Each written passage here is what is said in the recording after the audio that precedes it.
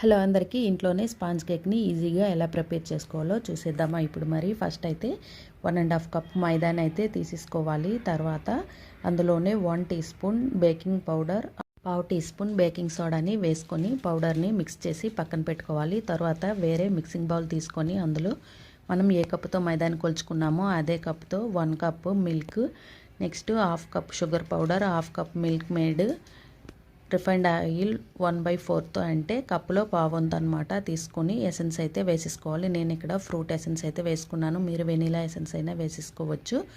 తర్వాత ఆ లిక్విడ్స్ అన్నింటినీ బాగా 15 మినిట్ పాటు మిక్స్ చేసుకోవాలి. ఆ తర్వాత మిక్స్ చేసి పక్కన పెట్టుకున్నాం కదా మైదాని, దాన్ని అయితే వేసి ఇలా రిబ్బన్ షేప్ వచ్చే వరకు బాగా మిక్స్ చేసుకోవాలి. తర్వాత ఒక కేక్ టిన్ తీసుకొని దానికి ఆయిల్ని అప్లై చేసి బటర్ పేపర్ ఉంటే బటర్ పేపర్ వేసుకోండి, లేదంటే ఇలా వైట్ పేపర్కి రౌండ్గా కట్ చేసి వేసి ఆయిల్ని బాగా చుట్టూ ఫుల్గా ఇలా అప్లై చేసేసుకోవాలి. తర్వాత మనం కలిపి పెట్టుకున్న కేక్ బ్యాటర్ని దీంట్లో వేసి బాగా ట్యాప్ చేయాలి. ట్యాప్ చేయటం వల్ల బబుల్స్ అనేవి లేకుండా ఉంటుంది. తర్వాత స్టవ్ పైన ఒక మందమైన గిన్నెని దాంట్లోపల స్టాండ్ని పెట్టి 10 మినిట్స్ పాటు ఫ్రీ హీట్ చేసుకున్న తర్వాత ఈ కేక్ మిశ్రమాన్ని అందులో పెట్టి 30 to 40 మినిట్ పాటు బేక్ చేసేసుకోవాలి. అంతేనండి, చాలా ఈజీగా కుక్ అయిపోతుంది. ఎంతో టేస్టీగా ఉండే స్పాంజీ కేక్ అయితే రెడీ అయిపోతుంది. వీడియో నచ్చితే ఒక లైక్ వేసేయండి. Bye bye.